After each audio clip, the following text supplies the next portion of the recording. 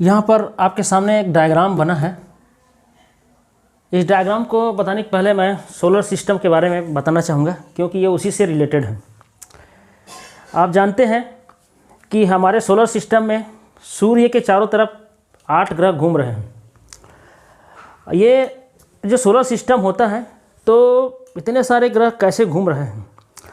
हम ये भी जानते हैं कि सभी ग्रह अपने अपने ऑर्बिट में घूम रहे हैं। ये ऑर्बिट होता क्या है?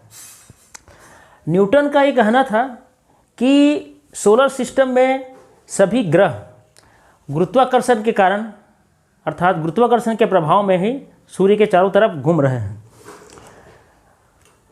लेकिन यहाँ पर एक कॉन्ट्रडिक्शन ये आया कि अगर सूर्य पृथ्वी को खींचता है और पृथ्वी सूर्य को खींचता है, जैसे कि गुरुत्वाकर्षण के सिद्धांत में कहा गया है, तो दोनों एक दूसरे से चिपक जाना चाहिए। जैसे यहाँ पर देखिए, जैसे सपोज किया होगा ये सूर्य है और ये पृथ्वी है, तो हम जानते हैं कि गुरुत्वाकर्षण में सभी पिंड एक दूसरे को आकर्षित करते हैं। अगर ये सूर्य है और ये यह पृथ्वी है, तो पृथ्वी सूर्य को खींचेगा और सूर्य पृथ्वी को खींचेगा। देखिए यहाँ पर दोनों एक दूसरे पर गुरुत्वाकर्षण बल लगा रहे हैं। अगर ऐसा है तो दोनों को आपस में क्या होना चाहिए? मिल जाना चाहिए, लेकिन ऐसा नहीं होता है। इसका मतलब है कि सोलर सिस्टम में जो फोर्स काम कर रहा है, जो सिद्धांत काम कर रहा है, वो इस सिद्धांत से नहीं चल रहा है। आइंस्टीन का इसके बारे में अलग ही सिद्धांत था। उनका एक कहना था कि स्पेस में जब कोई मैसी बॉडी स्थित होता है, जैसे कि यहाँ पर सूर्य है, स्पेस में मैसी बॉडी के स्थित होने के कारण जो स्पेस इस तरह से वक्री हो जाता है, अर्थात स्पेस क्या हो जाता है? ऐसा बेंड हो जाता है। उन्होंने इस सिद्धांत को कहाँ से लिया? इधर देखिए, सपोज आप ट्रेम्पोलाइन जानते हैं।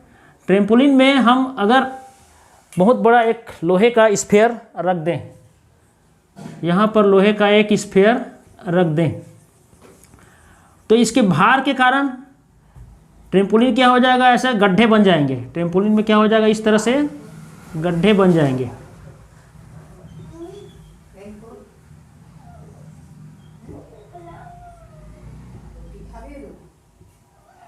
इस तरह से ट्रेम्पोलिन में ऐसे गड्ढे बन जाते हैं, जिसको झोल कहते हैं। जिस तरह से ट्रेम्पोलिन में ऐसे झोल बन जाता है, आप देखे होंगे मच्छरदानी में भी ऐसा झोल बनता है। सिर्फ ठीक यही क्रिया कहाँ पर होता है? सूर्य के पास होता है। आइंस्टीन का ये कहना था कि चूंकि सूर्य बहुत बड़ा मैसिव बॉडी है, इसलिए स्पेस में सूर्य के गुरुत्वाकर्षण के कारण बेंड बन जाता है, और इसी जो बेंड है, इसी स्पेस में ऑर्बिट जैसे संरचना बनता है, और उसी ऑर्बिट में सभी ग्रह सूर्य के चारों तरफ घूमते हैं। तो ये देखिए, यहाँ पर एक कॉन्ट्रडिक्शन क्या है आइंस्टीन के थ्योरी में। आप जानते हैं कि गुरुत्वाकर्षण की जो दिशा किधर होता है? देखिए, गुरुत्वाकर्षण का दिशा किधर होता है? कोई भी प्लैनेट जो होता है या कोई भी ग्रह है, वो किसी भी बॉडी को अपने केंद्र की तरफ खींचता है। जैसे ये सूर्य है, तो किसी भी वस्तु को अपने केंद्र की तरफ खींचेगा, अर्थात ग्रेविटी की दिशा किधर होगा? उसके सेंटर की तरफ होगा। जैसे पृथ्वी किसी भी वस्तु को अपने केंद्र की तरफ खींचता है गुरुत्वाकर्षण के कारण, इसी प्रकार सूर्य भी हर चीज़ को अपने केंद्र की तरफ खींचेगा। अगर यहाँ पर किसी वस्तु को रखेंगे तो सूर्य इसको अपने केंद्र की तरफ खींचेगा, अर्थात गुरुत्वाकर्षण का जो दिशा है सूर्य के केंद्र की तरफ है। तो यहाँ पर देखिए, उनका एक आइंस्टीन का कहना था कि गुरुत्वाकर्षण के कारण ऐसा झोल बन जाएगा, स्पेस कर्व हो जाएगा, वक्री हो जाएगा। तो बताइए कि यहाँ पर गुरुत्वाकर्षण की दिशा किधर है? यहाँ पर आप देख रहे हैं, ये अगर सूर्य है तो सूर्य का गुरुत्वाकर्षण का दिशा तो केंद्र की तरफ है। सूर्य के गुरुत्वाकर्षण का दिशा क्या किधर है? केंद्र की तरफ है। तो जब बल केंद्र की तरफ लग रहा है तो झोल ऐसा नहीं पड़ना चाहिए, क्योंकि दिशा इधर नहीं है, ये आउटवर्ड हो गया। जबकि गुरुत्वाकर्षण की तरह सेंटर की तरफ इनवर्ड डायरेक्शन में होता है। जब गुरुत्वाकर्षण की दिशा सेंटर की तरफ है तो इस तरह से झोल पड़ने का सवाल नहीं उठता है। एक बार फिर से देखिए यहाँ पर इस डायग्राम में देखिए, यहाँ पर फिर से बनाता हूँ मैं।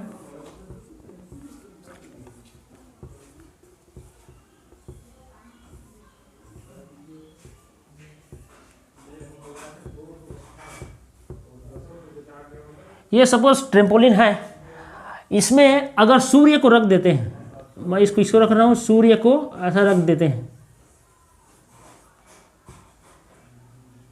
यहाँ पर सूर्य है, तो देखिए इसमें झोल कैसे पड़ेगा। अपन जानते हैं कि सूर्य का गुरुत्वाकर्षण की दिशा किधर है, केंद्र की तरफ है। जब इसका जो भार है, जो इसका भार है सेंटर की तरफ है। अपन जानते हैं कि कोई भी ग्रह किसी भी वस्तु को अपने केंद्र की तरफ खींचता है। जब गुरुत्वाकर्षण की दिशा केंद्र की तरफ है तो इधर तो बल लग ही नहीं सकता। जब नीचे की इस डायरेक्शन में बल नहीं लग सकता तो आप देखिए ट्रेम्पोलिन में झोल नहीं पड़ेगा, क्योंकि गुरुत्वाकर्षण का दिशा किधर है, केंद्र की तरफ है। इसलिए क्या हो गया, ट्रेम्पोलिन में ऐसे झोल नहीं पड़ सकता। उसी प्रकार से स्पेस में देखिए, स्पेस को अगर उन्होंने क्या मान लिया, ट्रेम्पोलिन मान लेता है, और सूर्य ऐसा स्थित है वहाँ पर, तो गुरुत्वाकर्षण की दिशा है सेंटर की तरफ है। तो इसको फिर से डायग्राम बनाता हूँ। ये देखिए,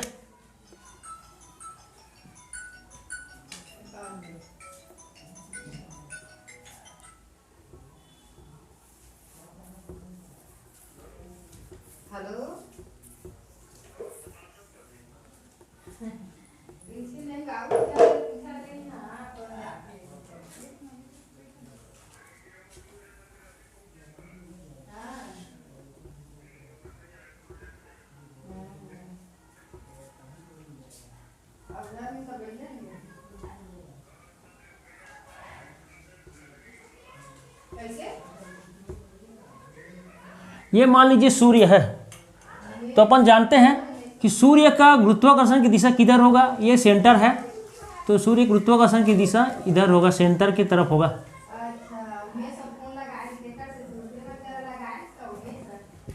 यहाँ पर स्पेस बेंड तब होगा जब गुरुत्वाकर्षण की दिशा नीचे होगा, लेकिन नीचे ऐसा नहीं होता, गुरुत्वाकर्षण की दिशा सेंटर की तरफ होता है। किसी भी वस्तु को अगर यहाँ पर किसी वस्तु को रखेंगे तो सूर्य उसको अपने केंद्र की तरफ खींचेगा, यहाँ पर रखूँगा तो इसको सूर्य केंद्र की तरफ खींचेगा। तो गुरुत्वाकर्षण की दिशा जब केंद्र की तरफ है तो इस तरह से झोल पड़ने का सवाल उत्पन्न नहीं होता है। इसलिए आइंस्टीन द्वारा ये थ्योरी है, कॉन्ट्रडिक्शन है इसमें, कि स्पेस में ऐसा झोल नहीं पड़ सकता। तो सवाल ये उठता है कि आखिर सोलर सिस्टम में ये जो ऑर्बिट है, ऑर्बिट बनते कैसे हैं। आज तक इसके बारे में किसी ने नहीं बताया है।